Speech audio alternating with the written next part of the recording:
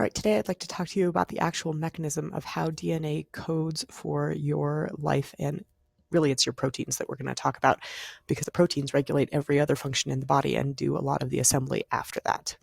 In order to do that, we need to discuss another form of nucleic acid, and that's called ribonucleic acid. Ribonucleic acid has 4 bases: cytosine, guanine, adenine, which you're familiar with from DNA, and we have a new base for RNA called U, which is uracil. It has 3 forms: mRNA, which is messenger RNA, tRNA, which is translator RNA, and rRNA, which is ribosomal RNA. That's actually the RNA that builds the ribosomes in your body. If we wanted to do a little side-by-side comparison of RNA on the left and DNA on the right, you would immediately notice that RNA has 1 strand and DNA has 2. You would also notice that the only other difference between RNA and DNA is that RNA uses this base uracil and DNA uses the base thymine. RNA is read in codes. Those codes are called codons, and they consist of 3 bases of information. So one codon would be GCU, the second codon would be ACG, the third codon would be GAG, and so on. So let's talk about the process of getting from DNA to U. That process is called protein synthesis. It's really the process of going from genotype, what type of genes do you have, type of DNA sequences do you have, that's really your genotype, is your DNA sequences, and what is your phenotype. And pheno means look, so your phenotype is how you express those genes, which proteins are you showing in your physical characteristics and traits. And this really can be summarized into 3 steps, right? DNA is transcribed into mRNA, and the mRNA is translated into protein, and the protein turns into you, right? Your protein is your hair, your protein is your skin, your protein is your muscles. All of those pieces are dictated by your DNA. This is what's called the central dogma of DNA, and the graphic, I think, really helps to inform it, which is why I gave you a graphical piece for you to take notes on. It doesn't match up quite with this, but I think it's important to include this graphic so that you can see that we're really talking about inside the cell, and inside the cell, the DNA is found inside the nucleus. And so you have a nuclear membrane on your diagram. I wanted to make sure you had the bigger picture of how this all works. So step 1 is transcription. A transcript is a copy. So if we were to go to the registrar's office and ask for your transcripts from Rocky Mountain High School, you would get a copy of your grades for all of the years that you've been at Rocky Mountain High School.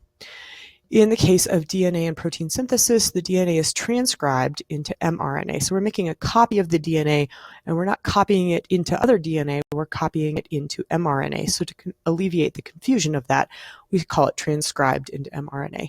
And that's done by one of these lovely little polymerases, one of these absolutely fabulous proteins that speeds up a chemical reaction. Right? So the DNA is going to be transcribed into the mRNA by RNA polymerase, and that's going to happen inside the nucleus. And really, we're just making a copy of the DNA in a kind of a shorter form so that we could take it outside of the nucleus without really worrying about introducing a whole bunch of mutations or changes to the code. So in step 2, the mRNA matures, and that means that we have 2 sections of the mRNA. There's some that are coding regions and some that are non-coding regions.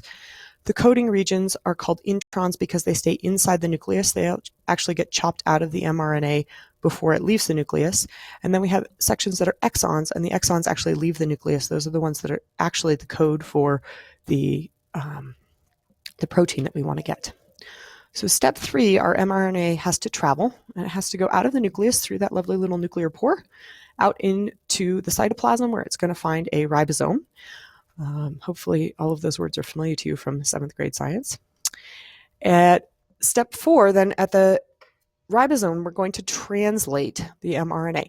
So whenever we translate, be it in English class, in Spanish class, in German class, in French class, in biology, we're all doing the same thing. We're changing languages. So we're going to translate the mRNA, and we're going to take it out of nucleic acid language and put it into amino acid language, right? Because amino acid sequences are how we build proteins, and so that is the language we need to be in when we have our proteins. This is going to occur at the ribosome. It can occur anywhere in the cytoplasm because there's ribosomes everywhere in your cytoplasm, but it only will start at a very specific codon, and that codon is AUG. So whenever we're looking at a piece of mRNA, that AUG is always going to tell you this is where we start. There are several different ways to stop, but there's only one way to start in mRNA. All right, translation is going to occur, and whenever we need a translator, whenever we translate, we need somebody who can speak both languages, and this is where tRNA comes in. tRNA speaks, and you can see the T's here on the bottom of the screen. tRNA speaks amino acid on one side, and it speaks nucleic acid on the other side. And so it's a very effective translator. It's only large enough to hold one amino acid and one, what we would call an anticodon, which is the 3 bases that would pair up with that mRNA. It's only large enough to do that, so we're going to have to use a whole series of tRNAs to get an amino acid sequence. After the amino acids are all hooked together and we've hit a stop codon, then we are going to have a long string of amino acids, which are going to need to fold. And then that folded amino acid sequence can function as a protein does in your body. And those functions of proteins are movement and structure and regulation and transport and nutrition and defense. And we've had it 3 times now, so hopefully you're starting to get the idea that really proteins do everything in your body, and we need to make sure that we make the right amounts and the correct kinds of proteins for your body to function effectively. So that's it. That's the central dogma of biology.